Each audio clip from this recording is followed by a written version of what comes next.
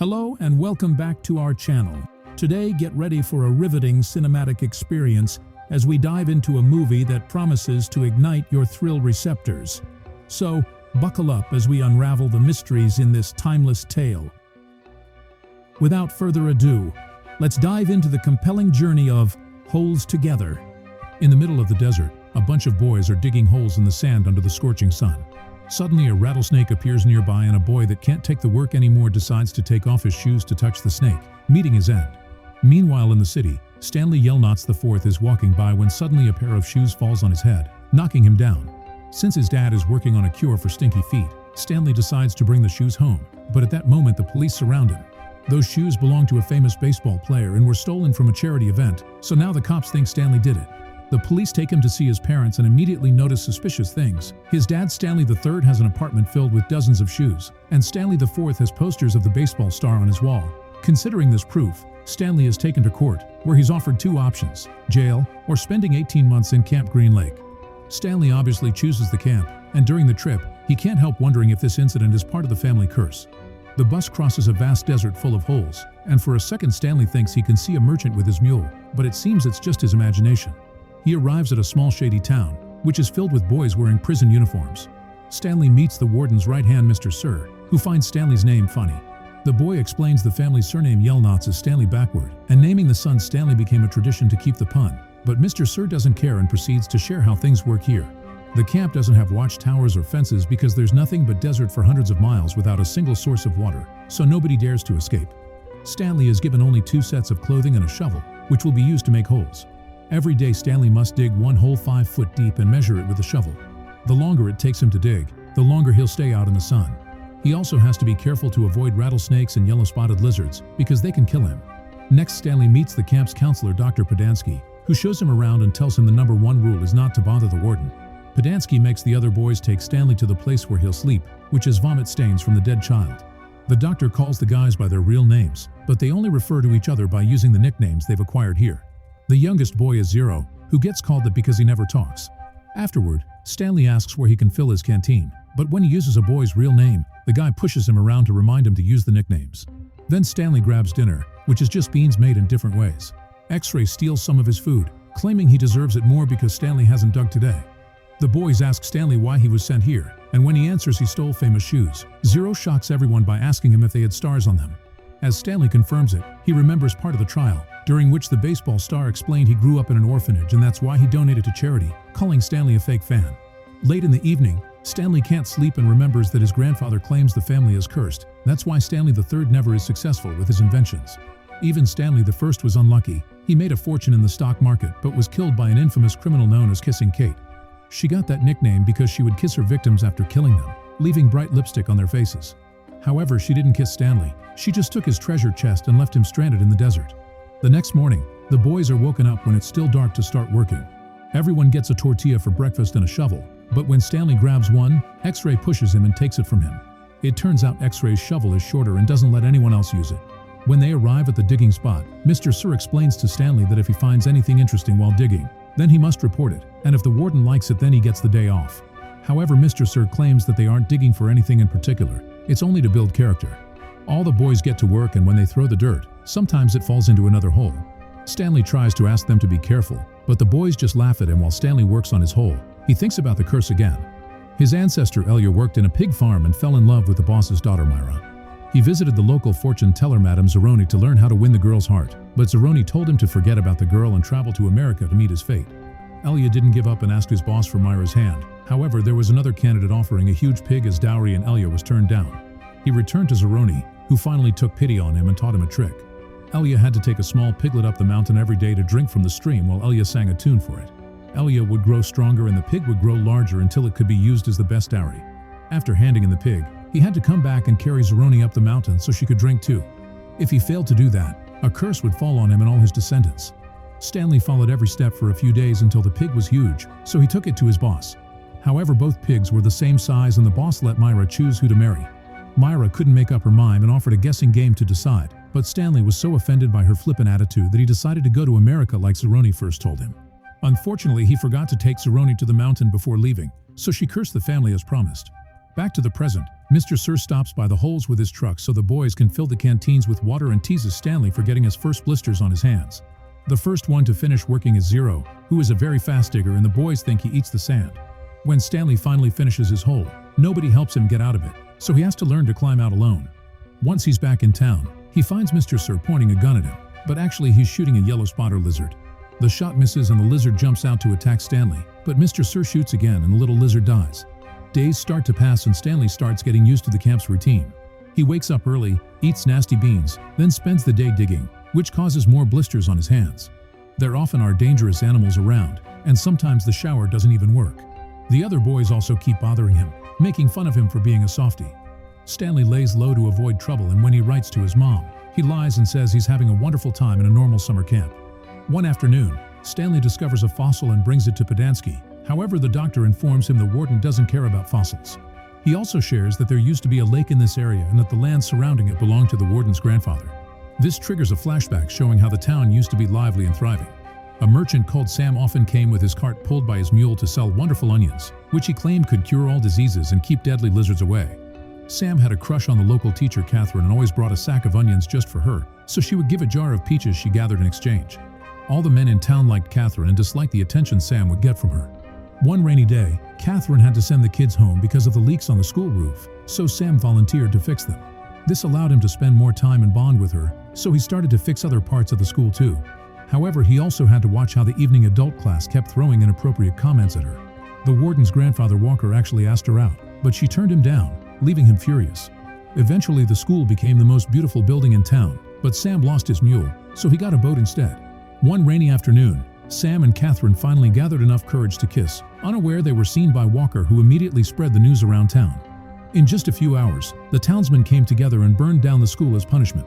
Catherine rushed to ask the sheriff for help, but he was drunk and asked her for a kiss. As Catherine pushed him away, the sheriff mocked her and called Sam slurs, reminding her that interracial relationships are illegal and Sam would be executed. Horrified, Catherine ran to warn Sam, but it was too late. The townsman shot him while he was on his boat. Sometime later, Catherine came back and shot the sheriff before giving him the kiss he wanted. Then she left town and became the outlaw known as Kissing Kate. Back to the present, X-Ray approaches Stanley and tells him that the next time he finds anything, he should bring it to him. Later in town, Stanley accidentally falls on one of his tormentors and almost gets in a fight. The boys immediately calm them down, but now Stanley has earned their respect. He is nicknamed Caveman and even gets a better spot in the water line. Sometime later, Stanley gets a letter from his mother, telling him his father's experiment keeps failing and that the landlord may kick them out soon. Zero notices Stanley is ready and admits he never learned, so he asks Stanley to teach him. However, Stanley refuses, saying he isn't a good teacher and that he's too tired at the end of the day, so he needs his rest. During another digging session, Stanley is surprised to discover a little object with the initials KB. The boys wonder if it's a shotgun shell, but it seems to be too thin. X-Ray takes the object, ignoring Stanley trying to stand up for himself. As soon as Podansky sees it, he contacts the boss, who immediately comes over, and the boys are shocked to discover the warden is a beautiful woman. She's very pleased with this discovery, so she tells X-Ray to take the day off and instructs the others to completely excavate the area around X-Ray's hole.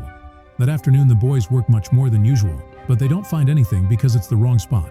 For the next few days, the boys have to keep on digging in the same tunnel they've created, yet the only thing they find is a small dial. Soon the warden gives up and the boys go back to digging individual holes. The next day, while Mr. Sir is filling their canteens, one of the boys steals a bag of sunflower seeds from the truck. After Sir leaves, the boys begin sharing them, but unfortunately Mr. Sir quickly notices the bag is missing and turns the truck around. The boys rush to hide the seeds and they accidentally spill at Stanley's feet, so he does his best to cover them with sand. When Mr. Sir returns, he still sees the seeds, so Stanley covers for his friend and says he did it, shocking everyone. Then Mr. Sir brings Stanley to see the warden for punishment. Inside her office, there are lots of posters about Kissing Kate, and the warden proceeds to show her special nail polish that she makes with rattlesnake venom. After quickly painting her nails, the warden slaps Mr. Sir for interrupting Stanley's digging over something stupid like seeds. Then she sends Stanley back to digging. When he returns to the digging area, the guys see him as a hero and Zero has finished his hole. As thanks, Stanley agrees to teach Zero how to read. The next time they see Mr. Sir, he has 2 horrible scars left by the nails, and he's so angry with Stanley that he doesn't fill his canteen.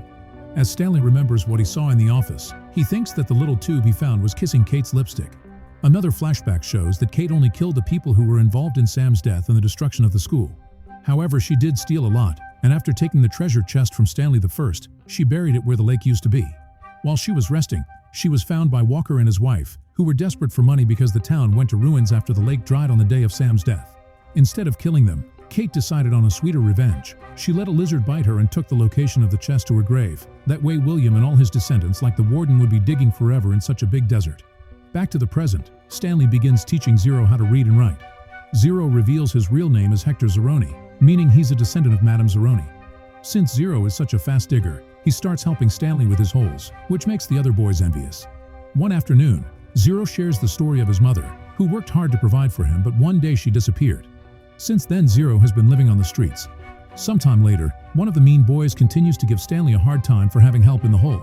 Stanley confronts him and Podansky encourages them to fight to solve their problem. As the boys struggle on the ground, Stanley gets easily overpowered, so Zero jumps in to help and almost kills the other guy.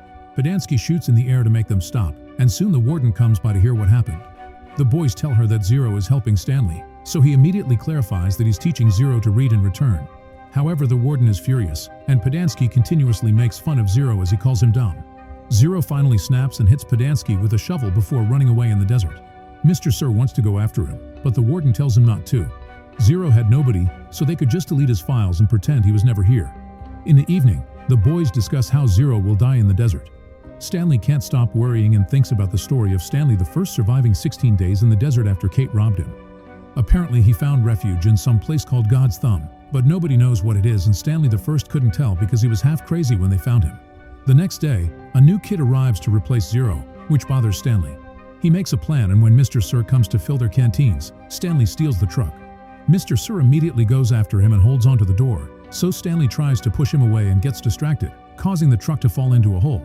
Refusing to give up, Stanley leaves the vehicle and runs into the desert as the other boys cheer him on. When the warden hears about it, she orders Mr. Sir to report Stanley as missing in 2 weeks because by then there won't be anything to find.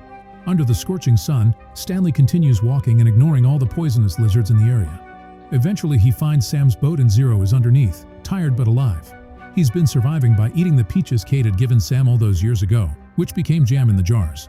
After Stanley also eats some, he notices a mountain in the distance that looks like a thumb and realizes that's where his ancestors survived. The duo leaves the boat and starts climbing the mountain, which is quite an effort. Stanley slips and almost falls, but Zero quickly reaches with his shovel to help him up. Unfortunately, this causes Zero's hands to get hurt, so Stanley wraps them up the best he can. The boys keep going for a while, but soon Zero grows weak and falls. Stanley catches him before he rolls away, however Zero is too exhausted and passes out.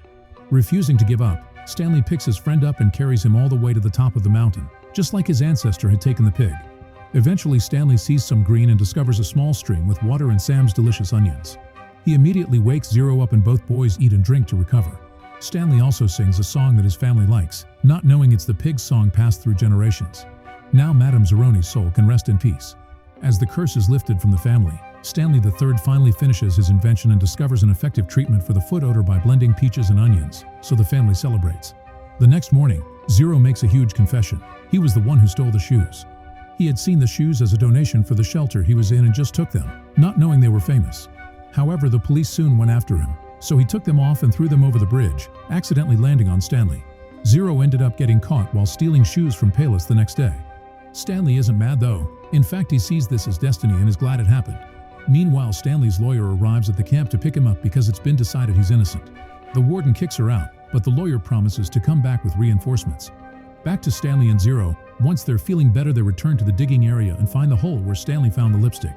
After lots of digging, they're excited to finally find the famous chest. At that moment, the warden and Mr. Sir find them. However, a bunch of lizards come out and cover both the boys and the chest to protect them. The warden decides to wait for the lizards to kill the guys and shares a story of how her grandfather used to make her dig even on Christmas. Morning comes and the lizards still haven't moved or bitten the kids. The wait is suddenly interrupted by the lawyer, who has arrived with a few cops. The warden invents a story about the boys stealing the chest from her office and running away with it, but Zero proves they're innocent by pointing at Stanley's name on it.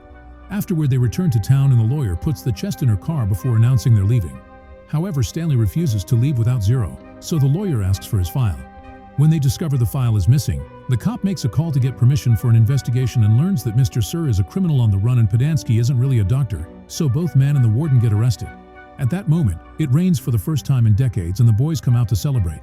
A few days later, Stanley and Zero open the chest with the family and find lots of treasure, including shares for AT&T.